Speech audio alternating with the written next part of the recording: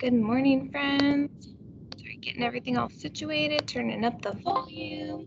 Hope you had a great weekend, and I hope that you had a chance to become a producer. Remember, we talked about last week, you were creating a company where you are going to either make a fortune teller, a paper airplane, bookmarks, greeting cards. Your job was to take 15 minutes of time and make as many of them as you can. Good quality, though, because you don't want to make something that somebody wouldn't want to purchase. You would set a timer for 15 minutes, create what you can, and then you would fill out your, let's see where it's at. You'd fill out your business report. It would look like this if you were working from the packet. Otherwise, online, it looks a little bit different, but same questions. You're going to answer questions like, what's your company name? What's the product you sold? Remember those 4 items you can choose from. And then how many sheets of paper did you use? How many different supplies from a supply tub did you use? So colored pencils, scissors, glue, tape, anything like that. Each costs $1. Remember, no real money. Then you would times that by $1. And then our store lease, no matter what, for having the company, it's costing us $3. So let's say your store lease was $3 and you spent $1 because you used scissors and you used this many sheets of paper. So figure all that out. That's your total expense, and you would add that down here.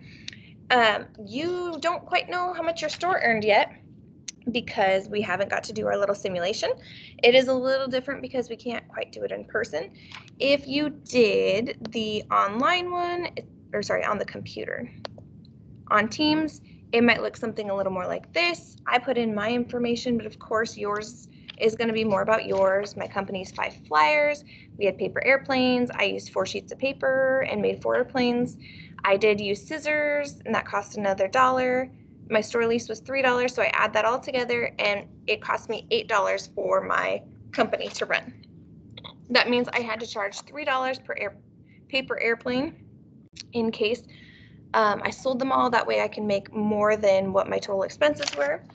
If you are at this point, continue to watch, please. If you did not make it to this point, I would like you to go back and make sure you have all that information before you try to complete the next part, or it won't work for you.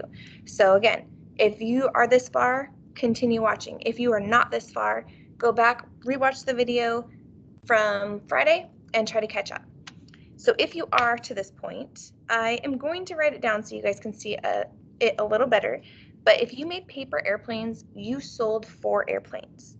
If you made fortune tellers, you sold 3. If you made bookmarks, you sold 8. And if you made greeting cards, you sold 3. So I'm going to put that somewhere where you'll be able to visually see. But I sold paper airplanes, so I sold 4. So I know that they're $3 each. And yay, I did make 4. So 4 times 3, I know, well, 1, I sold 4 airplanes. And, sometimes you scroll down, and that's okay. So let's see, I sold 4 items, and they were $3 each. So I know that that's going to cost me, or sorry, that earned me $12 for my profit, right? I'm going to move this guy over here. So this is our store earned, so that's the $12. What I'm going to do is take away our expenses, so that's $8. 12 minus 8, let's see down here. I'm going to put my example down here so you guys can kind of see it. So that's the $12 that I earned for profits minus or subtract the $8 that it costs to run my business equals, hopefully you did that math in your head, you have $4, and that would be my profit. That's after everything's paid for, all my business expenses, I still made $4. And then it asks, how many products do you have left? Let's say that instead I only sold 3 airplanes. Obviously my math would be different. That would be 3 times $3, and that would be $9. So I only made $1 profit, and I would still have 1 airplane left. But because I sold 4 airplanes and I only had 4 airplanes, I would say I have 0 products left. But you need to make sure it matches what you actually made and did. So again, if you haven't done the actual creation part, you need to make sure you do that before you continue on, or this will be way too tricky. Okay, and then last but not least, this is the same page as It is page 7 in your packet. It's called the reflection. I'll make sure to add that at the top. It asks, how were you a consumer? In class, we would be purchasing each other's items, so that's how you would be a consumer. But in this, we didn't really get to do that part. And then it asks, how were you a producer? So hopefully you're able to recognize we were producing our own products. So something about that over here. And you know what? I'm going to make these a little smaller because I want you guys to have room to type. Very important that we can type it. And so just write how you were a producer here.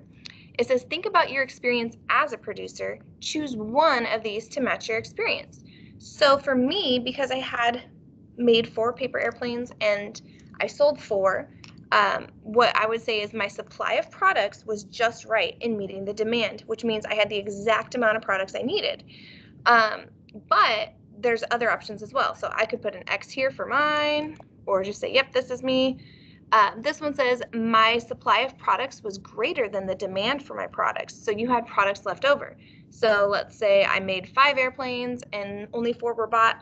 I would mark that one because I had products left over at the end.